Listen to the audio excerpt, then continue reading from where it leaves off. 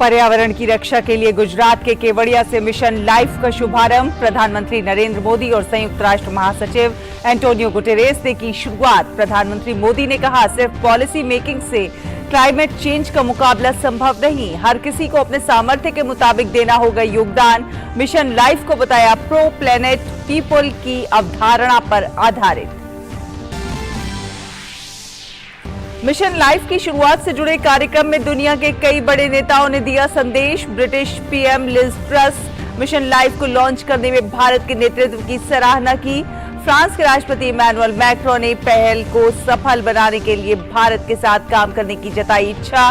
Maldives, Madagascar, Georgia और Estonia के नेताओं ने भी की भारत की सराहना।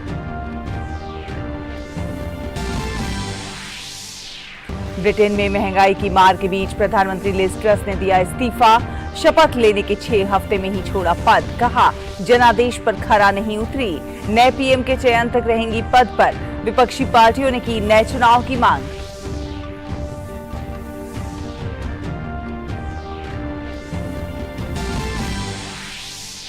पीएम ने गुजरात के तापी को दी 1970 करोड़ रुपए से अधिक की कई विकास पहलों की सौगात। सापुतारा से स्टैच्यू ऑफ यूनिटी तक की सड़क के सुधार के साथ ही संपर्क रहित मार्गों का निर्माण का किया शिलान्यास। कहा, वंचितों आदिवासियों के जीवन को सुगम बनाने के लिए काम कर रही है सरकार, कांग्रेस करती है सिर्फ वादे।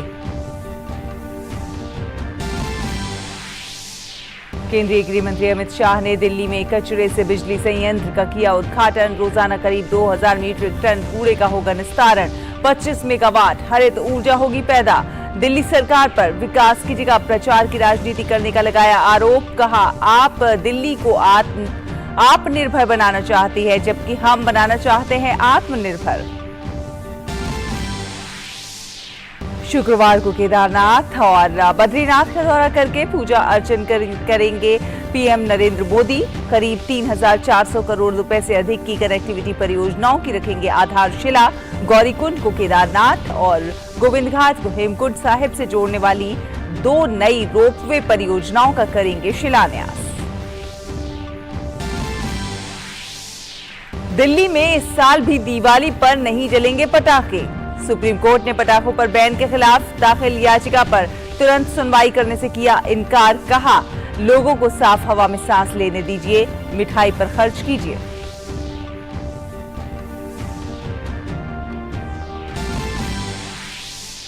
भारतीय प्रतिस्पर्धा आयोग ने गूगल पर 1300 करोड़ रुपए से अधिक का लगाया जुर्माना। एंड्रॉयड मोबाइल उपकरण क्षेत्र में बाजार में अपनी मजबूत स्थिति का दुरुपयोग करने पर लगाया गया जुर्माना। सीसीआई ने गूगल को अनुचित कारोबारी गतिविधियों को रोकने और बंद करने का दिया निर्देश।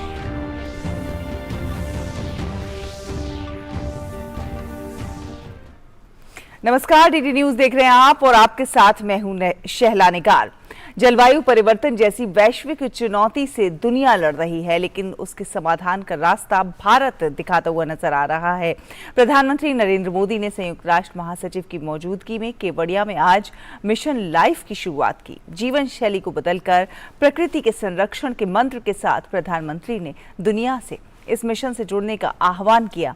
इस मौके पर दुनिया के तमाम देशों के राष्ट्र प्रमुखों ने भी अपना संदेश भेजा और प्रधानमंत्री नरेंद्र मोदी के विजन की तारीफ की।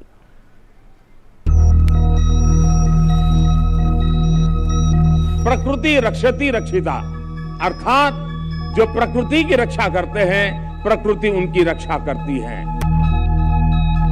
रीयूज एंड रिसाइकल और सर्कुलर इकोनॉमी हमारे वर्षों से हम भारतवासियों की लाइफस्टाइल का अंग रहा है। मिशन लाइफ प्रकृति के संरक्षण से जुड़ी हर इस लाइफस्टाइल को समाहित करेगा, जिसे हमारे पूर्वजों ने अपनाया था और जिसे हम अपने जीवन शैली का हिस्सा बना सकते हैं। मिशन लाइफ का ग्लोबल लॉन्च प्रकृति के प्रति भारत की जिम्मेदारी को वैश्विक विस्तार देती प्रधानमंत्री मोदी की परिकल्पना। संयुक्त राष्ट्र संघ के महासचिव एंटोनियो गुटेरेस भी जलवायु परिवर्तन की मौजूदा चुनौती के खिलाफ साथ आए। केवड़िया में आयोजित समारोह के दौरान प्रधानमंत्री ने बताया कि मिशन लाइफ एक लोकतांत्रिक जन अभियान है। इसमें सिर्फ सरकार ही नहीं बल्कि हर एक व्यक्ति अपने छोटे छोटे कदमों के जरिए योगदान दे सकता है। आज हमारे ग्लेशियर्स पिघल रहे हैं, समुद्रों का जलस्तर बढ़ रहा है, हमारी नदियां सूख रही है, मौसम अनिश्चित हो रहे हैं और ये बदलाव लोगों को सोचने पर मजबूर कर रहे हैं कि क्लाइमेट चेंज के मुद्दे को सिर्फ पॉलिसी मेकिंग के लेवल पर ही नहीं छोड़ा जा सकता। लोग खुद महसूस करने लगे हैं कि एक व्यक्ति, एक परिवार और एक समुदाय के तौर पर उन्हें इस धरती के लिए, इस प्लेनेट के लिए कुछ न कुछ जिम्मेवारी उठानी चाहिए, खुद ने भी कुछ करना चाहिए। लोग जानना चाहते हैं कि अपने खुद के प्रयत्न में या परिवार के साथ और अपने समुदाय के साथ मिलकर वो कौन से कदम उठा सकते हैं जिससे धरती की सुरक्षा हो सके, इस पृथ्वी की सुरक्षा हो सके। इन सारे सवालों का जवाब मिशन लाइफ में है। पर्यावरण के प्रति जागरूकता बढ़ाने की दिशा में मिशन लाइफ व्यापक रूप से प्रभावशाली होगा। मेरी रोज की सवारी, बस नंबर 11, मेरे पैर। प्रधानमंत्री ने बताया कि किस तरह भारत में एलईडी बल्ब मिशन के जरिए देश में 107 करोड़ बल्ब लगाए गए और 100 मिलियन टन का कार्बन उत्सर्जन कम किया गया। प्रधानमंत्री ने परोक्ष रूप से विकसित देशों से अपील की कि वे जलवायु परिवर्तन की चुनौती के प्रति जिम्मेदार बने। प्रधानमंत्री ने आश्वस्त किया कि भारत चुनौतियों के बावजूद स्वार्थ से परे एक देश के रूप में अपनी वैश्विक जिम्मेदारी बखूबी निभा रहा है। भारत में सालाना प्रति व्यक्ति कार्बन फुटप्रिंट करीब 1.5 टन ही है, जबकि दुनिया का औसत 4 टन प्रति वर्ष का है। फिर भी भारत क्लाइमेट चेंज जैसी वैश्विक समस्या के समाधान के लिए सबसे आगे आकर काम कर रहा है। इसने उज्ज्वला योजना शुरू की ताकि कोयले और लकड़ी से धुएं से मुक्ति मिले। हम वाटर सिक्योरिटी को ध्यान में रखकर भारत में हर जिले में 75 अमृत सरोवर आज बनाने का बहुत बड़ा अभियान चला रहे हैं। हमारे यहाँ वेस्ट से वेल्थ पर अभूतपूर्व बल दिया जा रहा है। आज भारत के पास विश्व में रिन्यूएबल एनर्जी को चौथी सबसे बड़ी क्षमता के रूप में हमने उभार पाए हैं। आज हम विंड एनर्जी में भी चौथे नंबर पे हैं, सोलर एनर्जी में भी 5वें नंबर पे हैं। पिछले 7-8 वर्षों में भारत की रिन्यूएबल एनर्जी की क्षमता करीब 290% का इजाफा हुआ। मिशन लाइफ के ग्लोबल लॉन्च को लेकर संयुक्त राष्ट्र संघ महासचिव ने भारत की सराहना की। उन्होंने कहा कि पेरिस एग्रीमेंट के मुताबिक 2050 तक नेट जीरो के लक्ष्य को हासिल करने और सतत विकास लक्ष्य के प्रति भारत एक अहम भूमिका निभा सकता है। With its vulnerability to climate impacts and its massive economy, India can play a critical bridging role. We have no time to lose. We are in imminent danger of failing to meet the goal of limiting global temperature rise to 1.5 degrees Celsius. And our global goal is to be net zero emissions by 2050.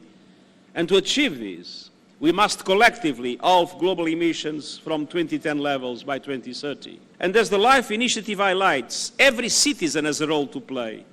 And that includes everyone, everywhere, using their voice to urge their leaders to take much needed ambitious climate action. Mission life के मौके पर 11 देशों के राष्ट्र प्रमुखों और सरकार के प्रमुखों ने भारत के अगुवाई के लिए शुभकामनाएं दी और सहयोग करने का आश्वासन भी दिया। The LIFE initiative is part of this agenda for stronger cooperation.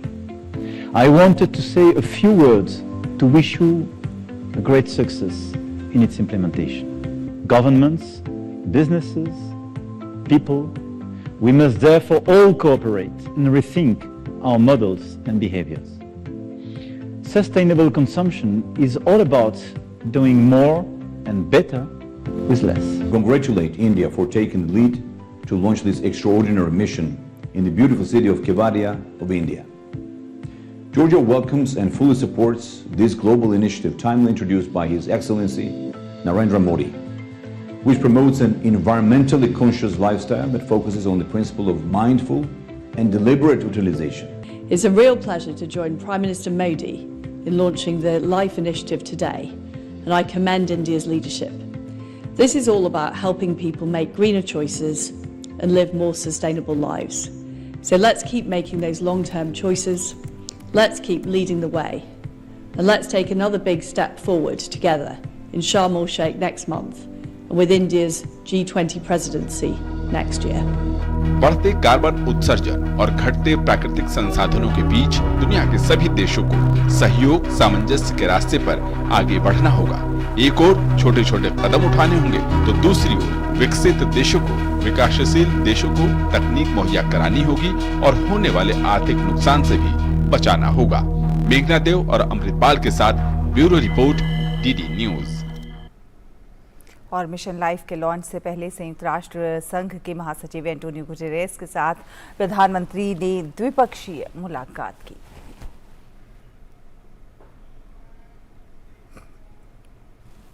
प्रधानमंत्री नरेंद्र मोदी ने गुजरात की व्यारा तापी में 1970 करोड़ रुपए से अधिक की कई विकास पहलों की आधारशिला रखी। उन्होंने सापुतारा से स्टैच्यू ऑफ यूनिटी तक की सड़क के सुधार के साथ ही संपर्क सहित मार्गों के निर्माण का भी शिलान्यास किया। जिन अन्य परियोजनाओं की आधारशिला रखी गई उनमें तापी और नर्मदा जिलों में 300 करोड़ रुपए से अधिक की जलापूर्ति परियोजनाएं भी शामिल हैं।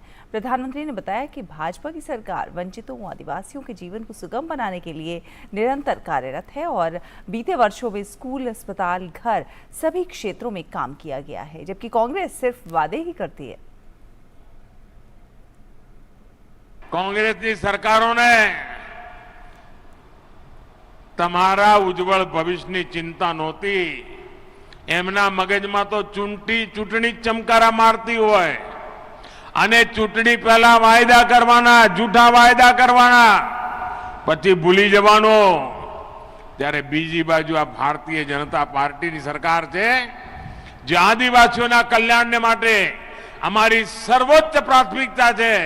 અમારા આદિવાસી ભાઈ બહેનો શક્તિશાળી બને, સમર્થ બને, એમનો વિસ્તાર વાતે ગાતે આગળ વધતો જાય એના માટે અમે કામ કરીએ છીએ। प्रधानमंत्री नरेंद्र मोदी की सोनगढ़ तापी में हुई जनसभा के ठीक बाद आदिवासी समाज से आने वाली सोनगढ़ नगर पालिका की उप प्रमुख भावनाबेन ने आदिवासी समाज के लिए किए गए प्रधानमंत्री नरेंद्र मोदी के प्रयासों की जमकर सराहना की। भावनाबेन ने डीडी न्यूज के साथ खास बातचीत में कहा कि प्रधानमंत्री ने देश के सर्वोच्च पद पर आदिवासी महिला को राष्ट्रपति बनाकर आदिवासियों को सम्मान देने का काम किया है। इसके लिए पूरा आदिवासी समाज उनके प्रति आभार व्यक्त करता है। मोदी जी आए तो बहुत अच्छा है, इतनी सारी पब्लिक है, सबका प्यार है, सब मोदी जी के प्रेमी है। तो मोदी जी ने जो कुछ भी कहा है वो बहुत ही सही बात कही है। उन्होंने जो भी योजनाएं निकाली है वो बहुत ही सबके लिए लाभदायक है। हमारे माननीय बड़ा प्रधान श्री नरेंद्र भाई मोदी आदिवासी समाज के लिए और उनके हित के लिए हमेशा कार्यरत रहते हैं। नल से जल योजना हो या उज्ज्वला योजना हो, उज्ज्वला योजना की बात करें तो अभी भी साल के 2 सिलेंडर उन्होंने कर दिया है। आदिवासी महिला को चूल्हा ना जलाना पड़े उसकी स्वास्थ्य की चिंता करके उन्होंने उज्ज्वला योजना को भी उजागर किया है। उसके आयुष्मान जो भारत है एक सोने की लकड़ी की तरह है। हॉस्पिटल में जाओ, कार्ड दिखाओ, वीआईपी हॉस्पिटल में आपकी ट्रीटमेंट होगी। बहुत काम आदिवासी के उत्थान के लिए बहुत सरकार काम कर रही है।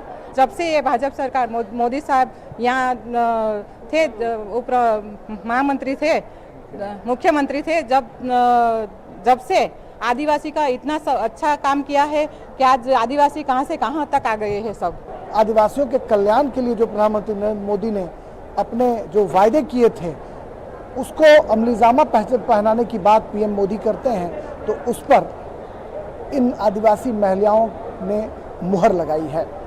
कैमरामैन राजेश रिक्की के साथ सोनगढ़, तापी जिले, गुजरात से मैं राजेश राज, डीडी न्यूज के लिए। प्रधानमंत्री नरेंद्र मोदी शुक्रवार को उत्तराखंड के दौरे पर रहेंगे, जहां वो राज्य को 3400 करोड़ रुपए की विकास सौगातें देंगे तो बाबा केदारनाथ और बाबा बद्रीनाथ के दर्शन करने के लिए भी पहुंचेंगे। प्रधानमंत्री मोदी अपनी आस्था के चलते अक्सर केदारनाथ जाते रहते हैं और वहां पर तमाम विकास योजनाओं को भी उन्होंने शुरू किया है, जिसका फायदा श्रद्धालुओं को मिल रहा है।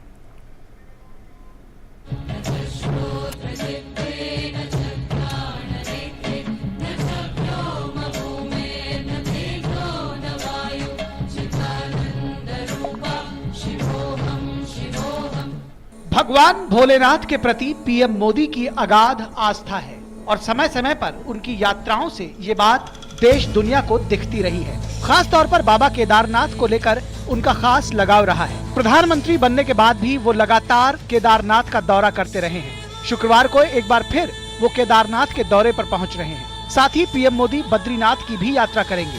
पीएम केदारनाथ और बद्रीनाथ में पूजा अर्चना तो करेंगे ही, वो 3400 करोड़ रुपए से अधिक की विकास परियोजनाओं का शिलान्यास भी करेंगे। बद्रीनाथ केदारनाथ मंदिर समिति ने भी अपने स्तर से प्रधानमंत्री जी के स्वागत के लिए कोई कोर कसर हम छोड़ नहीं रहे हैं और पूरी तरीके से मंदिर, जैसे आप मंदिर को भी देख सकते हैं, मंदिर को भी पूरी तरीके से सुसज्जित किया गया है, फूलों से सजाया गया है। इसी प्रकार से केदारनाथ में भी पूरे मंदिर परिसर को सजाया गया है और उनके स्वागत के लिए जैसे हमारे प्रदेश के जो मुख्यमंत्री है वो कल स्वयं उन्होंने यहाँ पर भ्रमण किया था और उनकी तैयारियों को जो अंतिम रूप दिया था और हम पूरी तरीके से उनके स्वागत के लिए तत्पर हैं और प्रधानमंत्री के आना हमारे लिए एक गौरव का क्षण भी है। प्रधानमंत्री नरेंद्र मोदी शुक्रवार सुबह करीब 8:30 बजे श्री केदारनाथ मंदिर में दर्शन और पूजा करेंगे। प्रधानमंत्री सुबह करीब 9 बजे केदारनाथ रोपवे परियोजना की आधारशिला रखेंगे। इसके बाद वो आदि गुरु शंकराचार्य की समाधि स्थल के दर्शन करेंगे। प्रधानमंत्री मंदाकिनी आस्था पथ और सरस्वती आस्था पथ के साथ साथ वहां चल रहे विकास कार्यों की प्रगति की समीक्षा करेंगे। स्थानीय लोग पीएम के दौरे से काफी खुश हैं।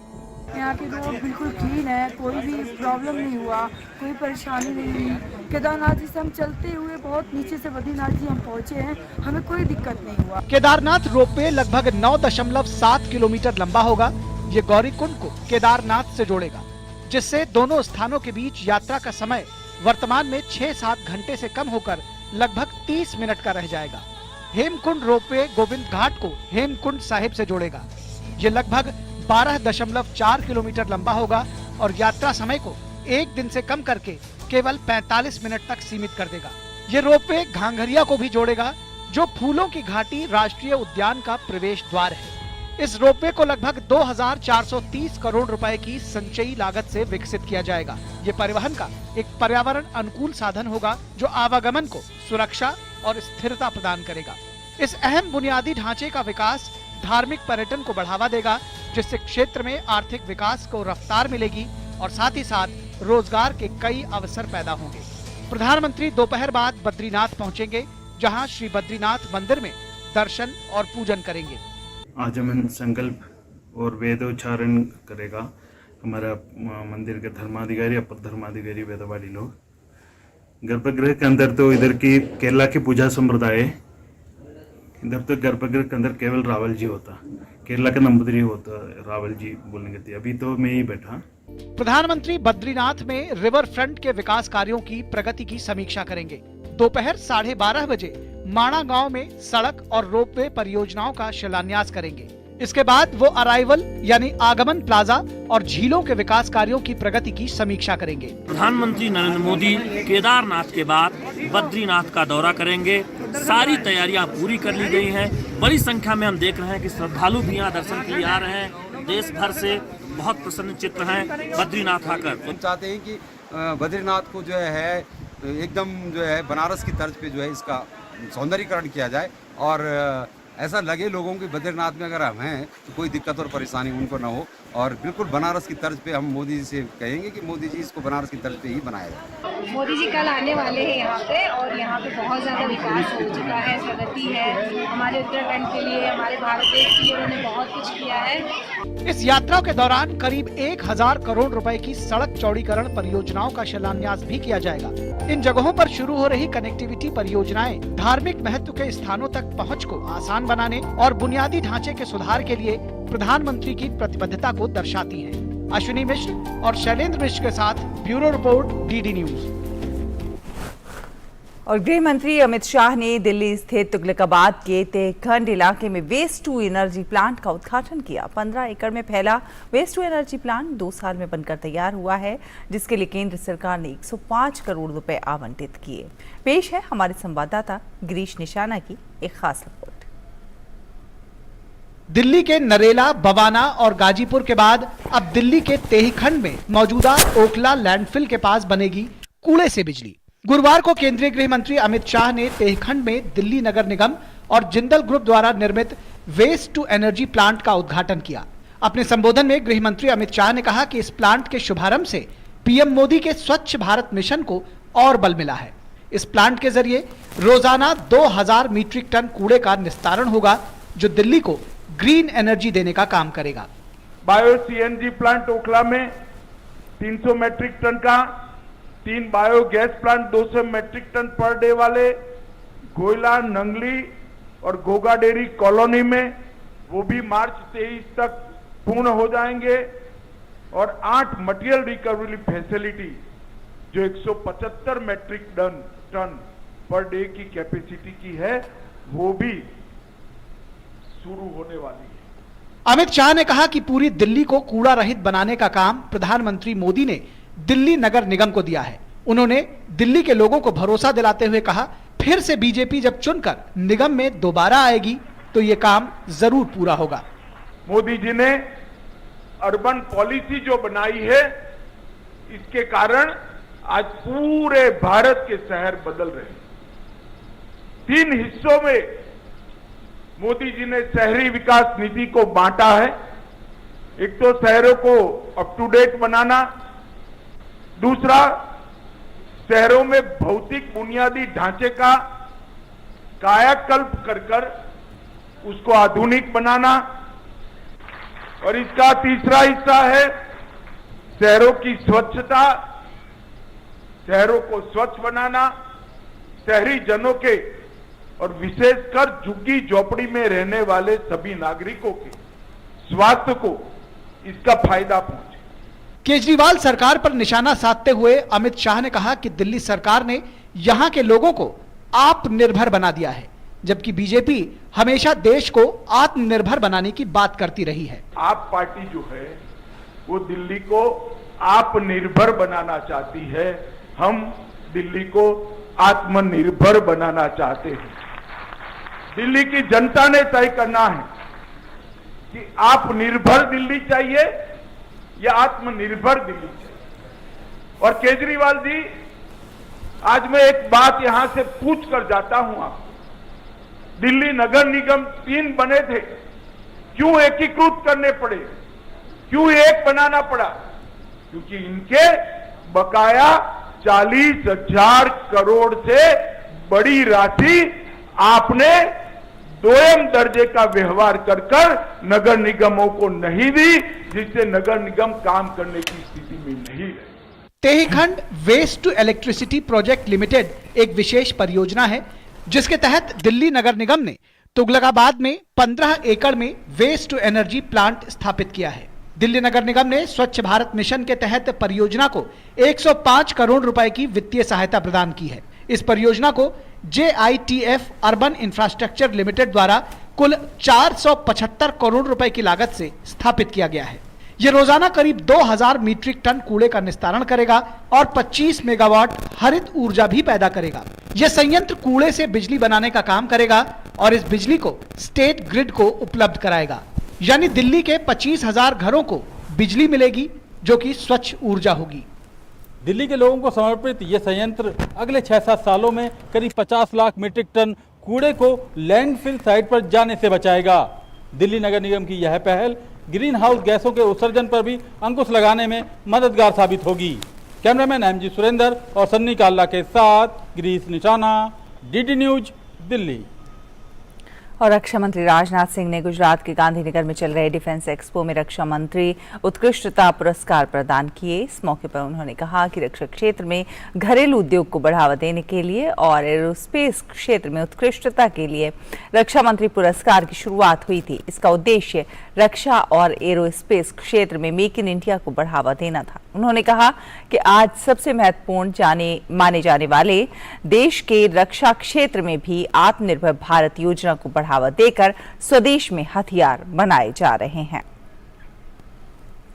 रक्षा क्षेत्र में डोमेस्टिक इंडस्ट्री के विकास को प्रोत्साहित करने के लिए डिफेंस और एरोस्पेस सेक्टर में उत्कृष्टता के लिए रक्षा मंत्री पुरस्कार की शुरुआत की गई थी और इसका उद्देश्य डिफेंस और एरोस्पेस सेक्टर में मेक इन इंडिया इनिशिएटिव को बढ़ावा देना है और इन पुरस्कारों से स्थापित करने का उद्देश्य ऑलराउंड एक्सीलेंस को प्रोत्साहित करना और उन्हें पुरस्कृत करना है।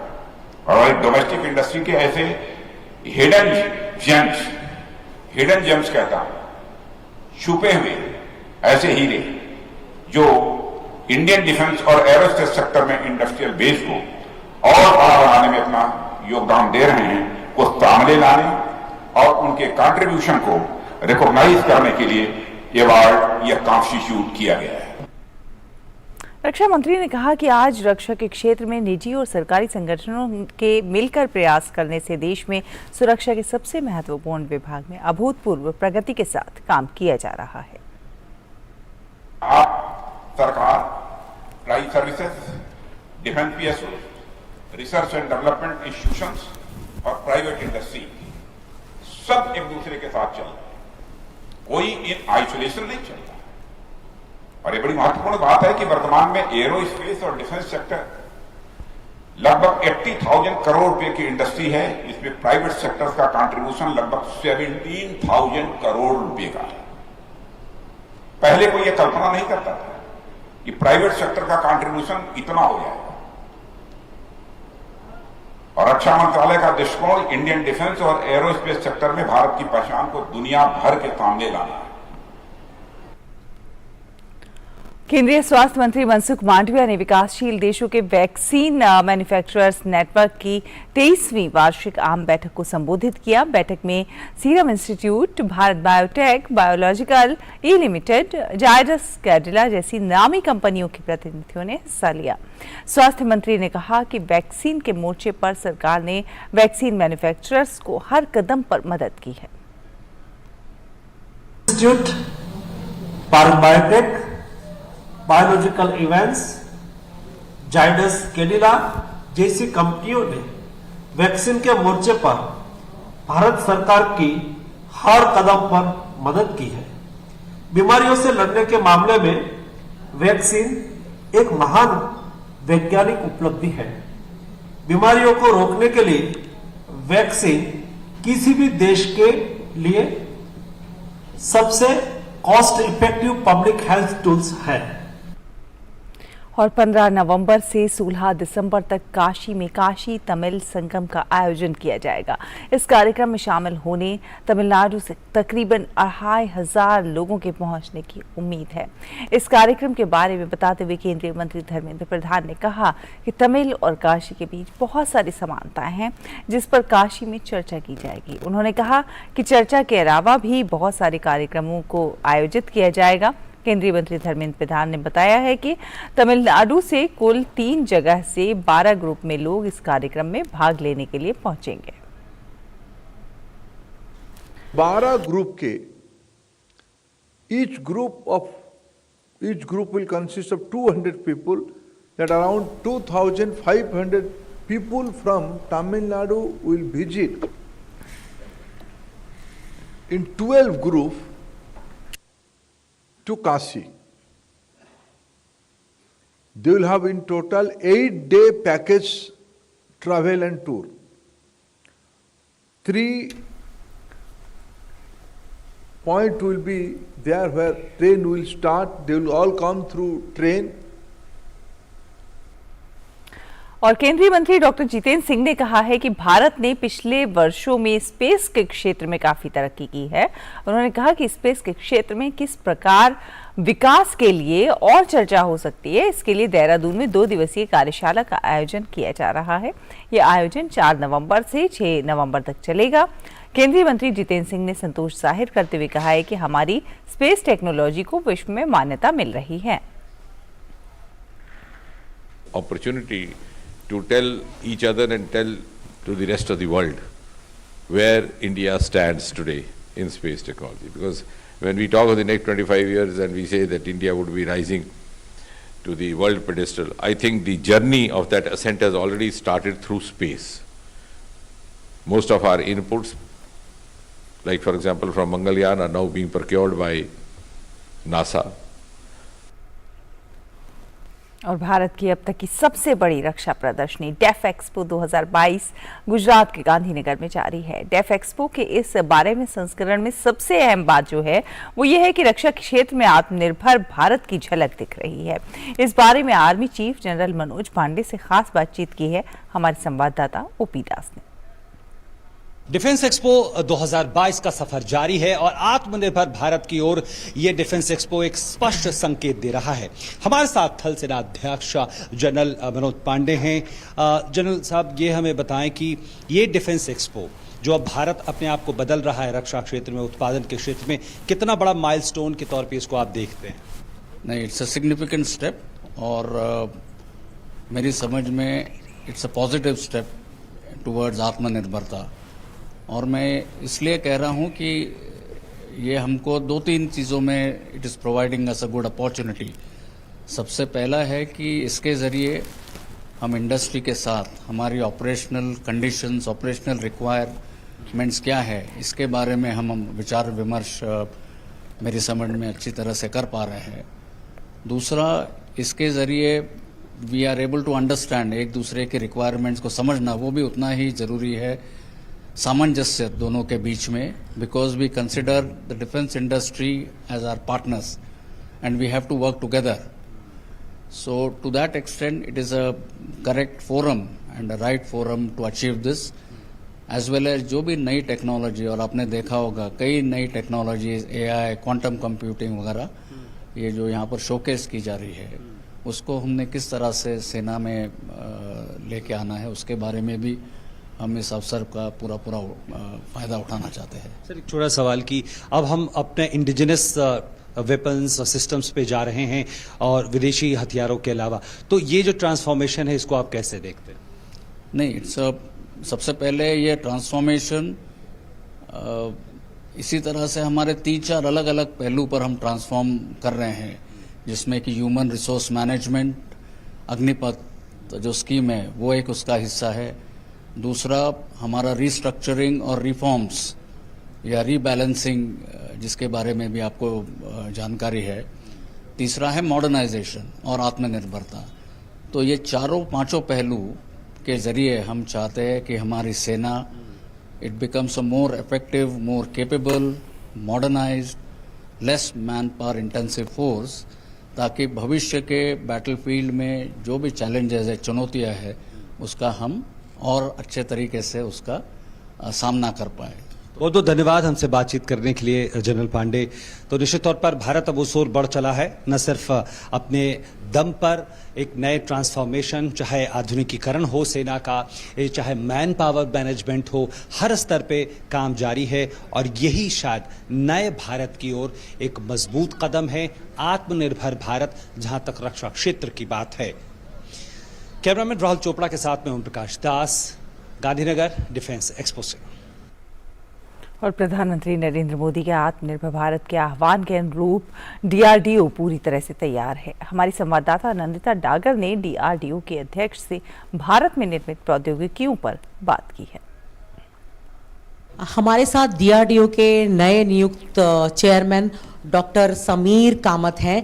डॉक्टर कामत, आपका DRDO का जो इस बार डिफेंस एक्सपो 2022 में पाथ टू प्राइड, कैसे आपका फोकस है इस बार DRDO के पवेलियन का? देखिए, DRDO पहले से ही आत्मनिर्भरता की ओर काम कर रहा है, लेकिन अभी जब प्रधानमंत्री जी ने ये क्लैरियन कॉल दिया है कि कंट्री को आत्मनिर्भर बनना है, अब हम इंडस्ट्री के साथ स्टार्ट से काम कर रहे हैं, डेवलपमेंट कम प्रोडक्शन पार्टनर।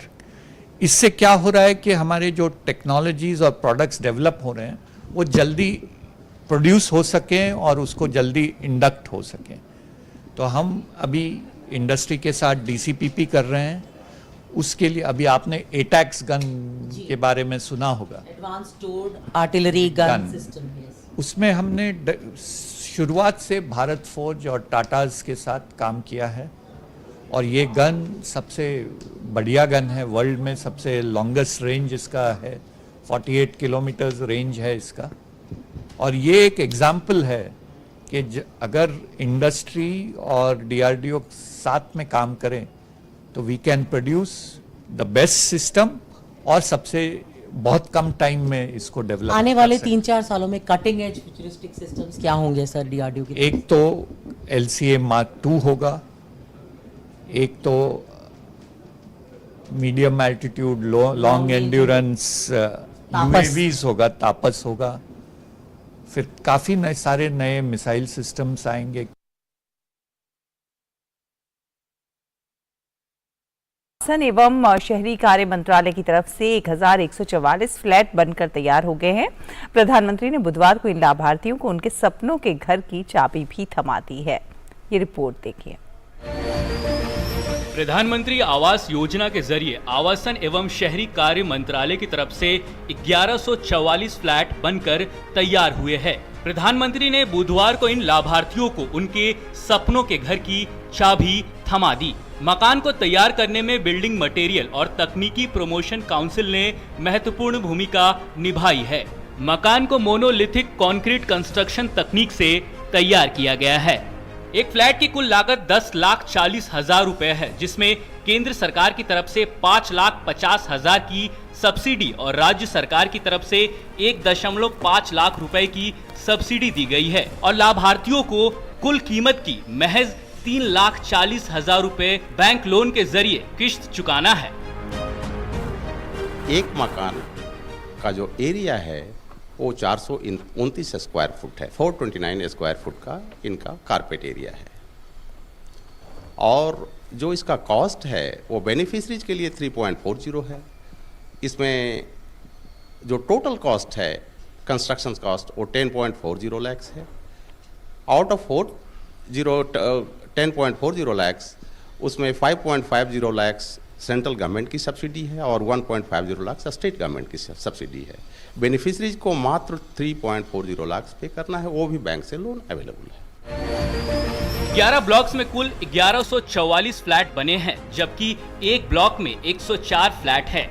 119 करोड़ रुपए की लागत से परियोजना को तैयार किया गया है। एक फ्लैट का कुल क्षेत्रफल 429 वर्ग मीटर रखा गया है, जो गरीब परिवारों के लिए सपना सच होने जैसा है। खूबसूरत बने ये मकान सभी आधुनिक सुविधाओं जैसे फायर, लिफ्ट, STP से लैस है। यही नहीं, इन घरों के परिसर में herbal park, community centre, anganwadi, प्राथमिक स्वास्थ्य सेंटर, जॉगिंग ट्रैक, बच्चों के खेल का मैदान, सोलर पैनल और कॉमर्शियल कॉम्प्लेक्स जैसी सुविधाएं भी मौजूद है। 1.5 साल में इस परियोजना को तैयार किया गया है। कुल 10 एकड़ क्षेत्रफल में तैयार इस प्रोजेक्ट के जरिए केंद्रीय शहरी कार्य मंत्रालय का गरीब परिवारों को घर देने का लक्ष्य भी पूरा हुआ। आवासन एवं शहरी कार्य मंत्रालय उन गरीब लोगों का सपना साकार करने में जुटा है जिनके जीवन में कभी छत की उम्मीद नहीं थी। और ये बानगी है राजकोट का लाइट हाउस प्रोजेक्ट और इस प्रोजेक्ट के जरिए 1144 मकान बनकर तैयार हुए हैं। और कल जब प्रधानमंत्री यहाँ आए तो उन्होंने उन गरीब लोगों को उनके घर की चाबी सौंप दी। तब लगा कि ये सपना अब साकार होने जा रहा है। कैमरामैन किशन चंद के साथ धीरज कुमार, DD न्यूज, राजकोट। और भारतीय प्रतिस्पर्धा आयोग ने गूगल पर 1337.76 करोड़ रुपए का जुर्माना लगाया है। एंड्रॉयड मोबाइल उपकरण क्षेत्र में बाजार में अपनी मजबूत स्थिति का दुरुपयोग करने को लेकर ये कार्रवाई की गई है। इसके साथ ही CCI ने प्रमुख इंटरनेट कंपनी को अनुचित कारोबारी गतिविधियों को रोकने और बंद करने का निर्देश दिया है। CCI ने बृहस्पतिवार को विज्ञप्ति में कहा है कि गूगल को एक निर्धारित समय सीमा के भीतर अपने कामकाज के तरीके को संशोधित करने का निर्देश भी दिया गया है। भारतीय प्रतिस्पर्धा आयोग ने ट्वीट करते हुए बताया है कि एंड्रॉयड मोबाइल डिवाइस इकोसिस्टम में कई बाजारों में स्थिति का दुरुपयोग करने के लिए गूगल पर जुर्माना लगाया गया है। गौरतलब है कि गूगल एंड्रॉयड ऑपरेटिंग सिस्टम का संचालन और प्रबंधन करता है तथा इसके अन्य धारकों के लिए लाइसेंस देता है। और सुप्रीम कोर्ट ने पटाखों पर रोक हटाने की मांग वाली याचिका पर जल्दी सुनवाई करने से इनकार कर दिया है। दिल्ली में पटाखों पर पूरी तरह से रोक के खिलाफ दायर याचिका पर सुप्रीम कोर्ट ने जल्द सुनवाई करने से इनकार किया। कोर्ट ने कहा, लोगों को साफ हवा में सांस लेने दीजिए। उत्सव मनाने के और भी तरीके हैं। आप मिठाई पर पैसे खर्च कर सकते हैं। बीजेपी नेता मनोज तिवारी ने याचिका दायर की है। उनके वकील शशांक शेखर ने जल्द सुनवाई की मांग की थी। और बीते कई वर्षों की तरह इस साल भी दीपावली आने से पहले ही दिल्ली एनसीआर में वायु प्रदूषण की स्थिति खराब होने लगी है। सुबह शॉल की बढ़ती ठंड के बीच हवा का स्तर भी बेहद खराब होने लगा है। बढ़ते प्रदूषण की सबसे बड़ी वजह पड़ोसी राज्यों में जलती पराली को बताया जा रहा है, जिसकी वजह से आने वाले दिनों में दिल्ली एनसीआर में और ज्यादा वायु प्रदूषण बढ़ने की संभावना जताई जा रही है। यह दृश्य हमें भले ही कोहरे या धुंध का एहसास करा रहा हो, लेकिन वास्तव में यह वायु प्रदूषण है जिसने दिल्ली एनसीआर समेत उत्तर भारत के कई इलाकों को घेर लिया है। दिवाली से पहले ही गुरुवार को दिल्ली एनसीआर में दिखी धुंध की चादर ने चिंताएं बढ़ा दी हैं। मौसम बदलने के साथ अब उत्तर भारत में जल रही पराली का असर दिल्ली एनसीआर की हवा पर पड़ने लगा है। यही वजह है कि वायु गुणवत्ता लगातार बिगड़ रही है। इस दूषित हवा के कारण दिल्ली एनसीआर की हवा जहरीली हो गई है और कई इलाकों में हवा में प्रदूषण का लेवल बढ़ता ही जा रहा है। 22 अक्टूबर को वायु प्रदूषण के बेहद खराब स्तर पर पहुंचने की संभावना है। इसके बाद अगले 6 दिनों तक यह बेहद खराब की स्थिति में ही रहेगा। वायु गुणवत्ता और पूर्वानुमान अनुसंधान प्रणाली समीर के मुताबिक दिल्ली में वायु गुणवत्ता सूचकांक AQI 226 दर्ज किया गया है। प्रदूषण तो है पर थोड़ा सा भी कम है, पर आने वाले समय में पराली जलाई जाएंगी, पटाखे फोड़े जाएंगे।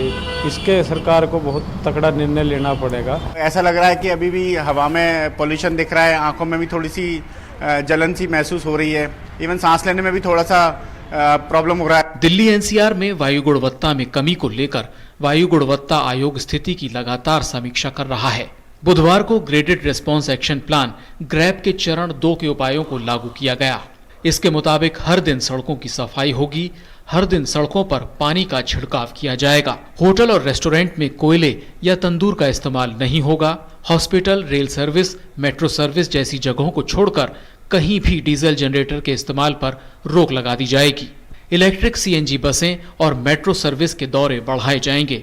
पब्लिक ट्रांसपोर्ट को बढ़ावा मिले, इसके लिए पार्किंग फीस बढ़ाई जा सकती है। सिर्फ हम ये कॉस्मेटिक और इवन कॉस्मेटिक गाड़ी ऑन गाड़ी ऑफ और कैंपेन्स पोस्टर्स लगाने से वायु प्रदूषण की समस्या का समाधान नहीं होगा। जब तक हम इसके लिए जो मुख्य स्रोत हैं उनके ऊपर असरदार काम नहीं करेंगे, तब तक सिर्फ ये कैंपेन बन जाएगा। उधर उत्तर भारत के कुछ पहाड़ी इलाकों में बर्फबारी का दौर शुरू हो गया है। कश्मीर के कई पहाड़ी इलाकों में इस मौसम की पहली बर्फबारी हुई। माछिल, गुलमर्ग, राजौरी समेत कई इलाकों में पहाड़ बर्फ की चादर से ढक गए हैं। विश्व प्रसिद्ध गुलमर्ग और मुगल रोड पर पीर की गली सहित अन्य स्थानों के ऊपरी इलाकों में बर्फबारी दर्ज की गई है। वहीं दूसरी तरफ बेंगलुरु में भारी बारिश से जनजीवन बेहाल है। भारी बारिश के कारण कई इलाकों में जलभराव जैसी समस्या हो गई है, जिससे लोगों को आवाजाही के लिए परेशानी का सामना करना पड़ रहा है। कई इलाकों में भारी बारिश के कारण बाढ़ जैसे हालात पैदा हो गए हैं। वहीं कई रिहायशी इलाकों में जल जमाव हो रहा है। गौरतलब है कि बेंगलुरु ने इस साल भारी बारिश के सारे रिकॉर्ड तोड़ दिए हैं। Bureau report, DD news. और अंतर्राष्ट्रीय खबरों का रुख करें तो ब्रिटेन में महंगाई की मार के बीच प्रधानमंत्री लिज ट्रस ने टैक्स कटौती विवाद के बाद आखिरकार अपने पद से इस्तीफा दे दिया है। बोरिस जॉनसन के सत्ता छोड़ने के बाद पीएम पद की कुर्सी संभालने वाली लिज ट्रस करीब 6 हफ्ते तक ही अपने पद पर रह सकीं। इस्तीफा देने के बाद लिज ट्रस ने कहा कि वो जनादेश पर खरा नहीं उतर सकीं। नए पीएम के चयन तक वो अपने पद पर रहेंगी, लेकिन विपक्षी पार्टियों ने नए चुनाव की मांग की है। और ब्रसेल्स में यूरोपीय संघ के नेताओं की 2 दिवसीय वार्ता हो रही है। यूरोप पर गहराते ऊर्जा संकट से निजात पाने के लिए यूरोपीय संघ की 2 सप्ताह में ये दूसरी बैठक है। ऊर्जा के बढ़ते दामों को कम करने के लिए 27 यूरोपीय देशों के नेता पिछले कुछ सप्ताह में कई बैठकें कर चुके हैं। न्यूज लेंस में हम जानेंगे कि क्या है यूरोपीय संघ और इसमें कितने सदस्य हैं और क्या है EU का इतिहास, EU कैसे काम करता है और क्या है ब्रेक्जिट, ब्रिटेन क्यों अलग हुआ यूरोपीय संघ से।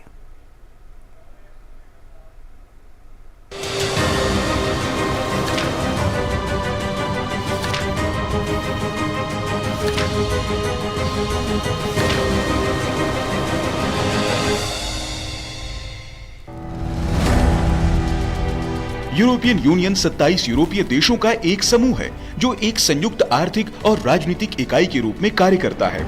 इसके 19 सदस्य देश अपनी आधिकारिक मुद्रा के तौर पर यूरो का उपयोग करते हैं, जबकि 8 सदस्य देश यूरो का उपयोग नहीं करते। वो देश हैं बुल्गारिया, क्रोएशिया, चेक गणराज्य, Denmark, Hungary, Poland, Romania, Sweden. EU की स्थापना maastricht संधि द्वारा 1 नवंबर 1993 को की गई। इस संधि को अधिकार, आप्रवास, शरण और न्यायिक मामलों के क्षेत्रों में सहयोग को आगे बढ़ाकर एकल मुद्रा, यूरो, एकीकृत विदेश और सुरक्षा नीति और सामान्य नागरिकता के माध्यम से यूरोप में राजनीतिक और आर्थिक एकीकरण को बढ़ावा देने के उद्देश्य से तैयार किया गया था। ईयू को शांति और लोकतंत्र को बढ़ावा देने हेतु वर्ष 2012 में नोबेल शांति पुरस्कार भी प्रदान किया गया। इसमें कितने सदस्य हैं? यूरोपियन यूनियन में यूरोपियन यूनियन 27 देशों का एक समूह है। इसका मुख्यालय बेल्जियम की राजधानी ब्रुसेल्स में स्थापित है। वर्तमान समय में यूरोपियन यूनियन की प्रमुख उर्सुला वॉन डेर लेयेन हैं। वहीं वर्तमान सदस्य देशों की बात करें तो उनके प्रमुख नाम Austria, Belgium, Bulgaria, Croatia, Cyprus, चेक गणराज्य, Denmark, Estonia, Finland, France, Germany, Greece, Hungary, Ireland, Italy, Latvia, Lithuania, Luxembourg, Malta, Netherland, Poland, पुर्तगाल, रोमानिया, स्लोवाकिया, स्लोवेनिया, स्पेन और स्वीडन है। वहीं यूरोपीय संघ का संस्थापक सदस्य ब्रिटेन वर्ष 2020 में यह संगठन छोड़ चुका है। क्या है ईयू का इतिहास? यूरोपीय एकीकरण को द्वितीय विश्व युद्ध के बाद अत्यधिक राष्ट्रवाद को नियंत्रित करने के रूप में देखा गया था, जिसने महाद्वीप को लगभग तबाह कर दिया था। वर्ष 1952 में 6 देशों Belgium, France, Germany, Italy, Luxembourg और नीदरलैंड द्वारा अपने कोयला और इस्पात उत्पादन को एक आम बाजार में रखकर उनकी संप्रभुता के हिस्से को खत्म करने हेतु पेरिस संधि के तहत यूरोपीय कोल एवं स्टील कम्युनिटी की स्थापना की गई थी। वर्ष 1952 में पेरिस संधि के तहत यूरोपीय न्यायालय की स्थापना की गई।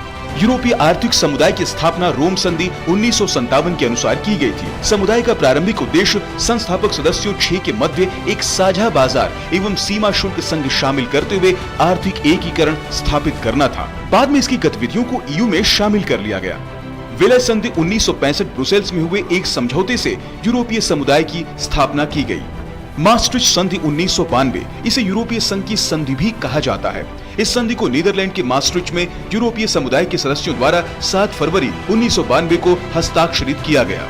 यूरोपीय समुदाय को यूरोपीय संघ के रूप में शामिल किया गया। ईयू के गठन का उद्देश्य ईयू के सभी नागरिकों के लिए शांति, मूल्य एवं कल्याण को प्रोत्साहित करना, आंतरिक सीमाओं के बिना स्वतंत्रता, सुरक्षा एवं न्याय प्रदान करना, पूर्ण रोजगार और सामाजिक प्रगति के साथ एक अत्यधिक प्रतिस्पर्धी बाजार का निर्माण करना, एक आर्थिक और मौद्रिक यूनियन की स्थापना करना जिसकी मुद्रा यूरो है।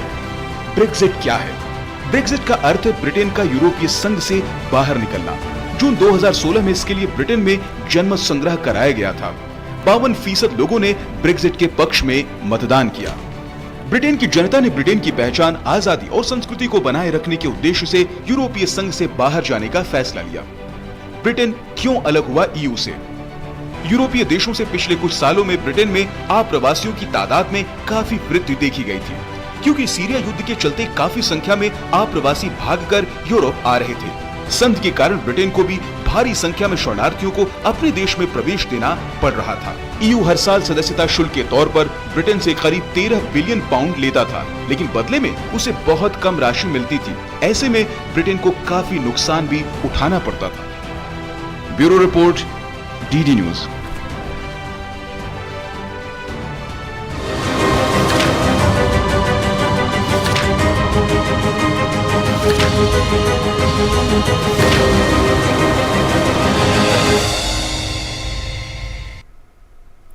और देश भर में स्वच्छ भारत अभियान के तहत विशेष अभियान 2.0 जारी है।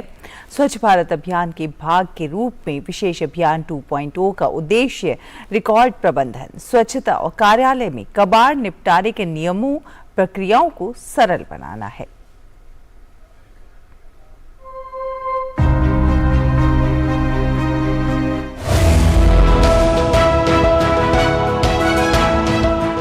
आप सब जानते हैं कि पहले सरकारी दफ्तरों में पुरानी फाइलों और कागजों का कितना ढेर रहता था। जब से सरकार ने पुराने तौर तरीकों को बदलना शुरू किया है, ये फाइल्स और कागज के ढेर डिजिटाइज होकर कंप्यूटर के फोल्डर में समाते जा रहे हैं। जितना पुराना और पेंडिंग मटेरियल है उसे हटाने के लिए मंत्रालयों और विभागों में विशेष अभियान भी चलाए जा रहे हैं।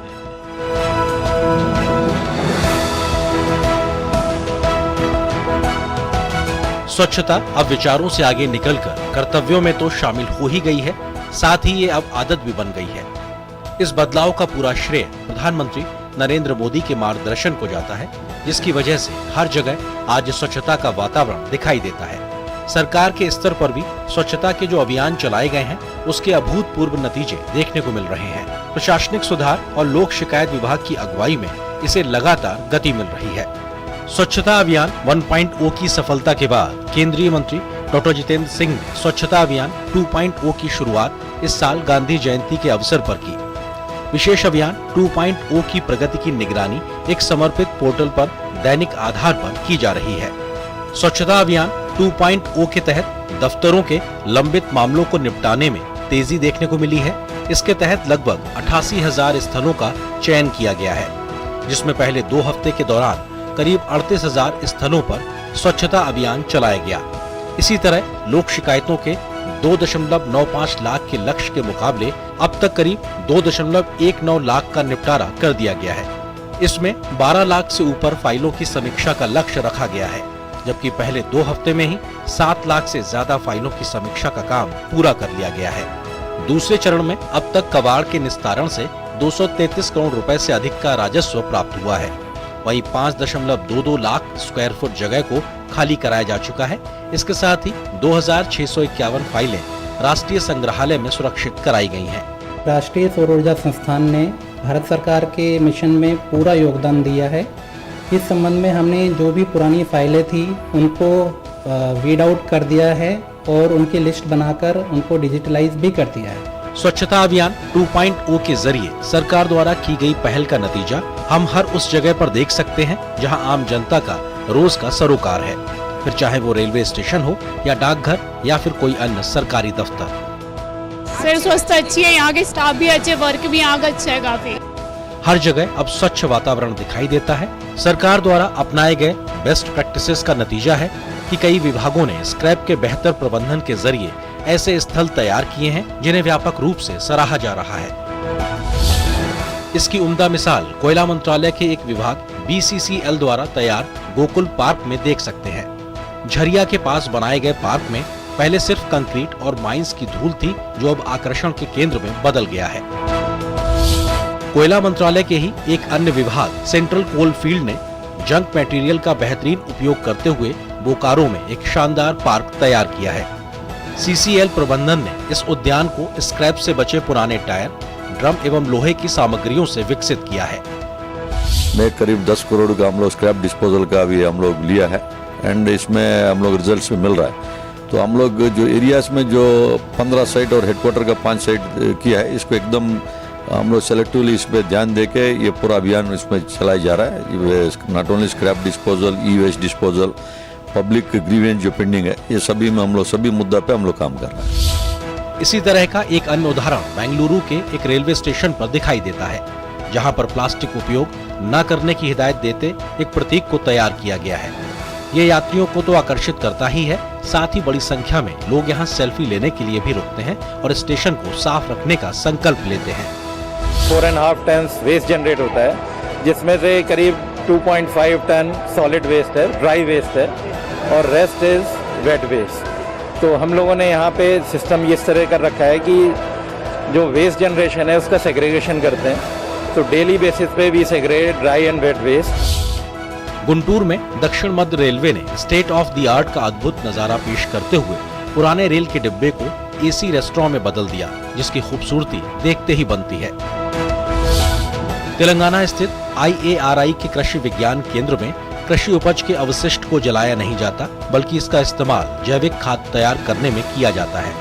इससे फसलों की पैदावार में तो वृद्धि देखी ही गई है, साथ ही ये मिट्टी को बंजर होने से भी बचाती है। So farmers generally they used to burn it and they are making it as a pollution for the environment and they are simply burning. So we want to promote this as a waste management as a process of waste management under the Swachhata Campaign 2.0.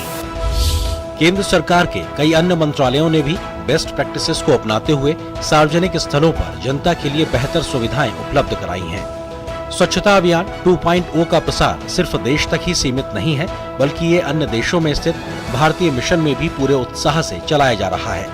हमारे सुरक्षा बल भी सर्वोत्तम उपायों को अपनाने में पीछे नहीं है। वे कश्मीर से लेकर कन्याकुमारी तक इस अभियान में शामिल हो रहे हैं। विशेष अभियान 2.0 की भारत सरकार के सचिवों द्वारा साप्ताहिक आधार पर समीक्षा की जाती है। मंत्रालयों, विभागों द्वारा 1000 से अधिक सोशल मीडिया ट्वीट्स के साथ विशेष अभियान 2.0 की प्रगति की व्यापक रूप से रिपोर्टिंग की गई है। स्वच्छता को संकल्प से सिद्धि में बदलने के लिए सरकार की महत्वपूर्ण भूमिका है। इसमें केंद्रीय मंत्रियों और भारत सरकार के सभी सचिवों की भागीदारी है। भारत स्वच्छ बने, सुंदर बने, इसके लिए आइए हम सब मिलकर स्वच्छता अभियान के इस यज्ञ में अपने अपने हिस्से का योगदान दें। तो इसी के साथ इस बुलेटिन में फिलहाल इतना ही। नमस्कार।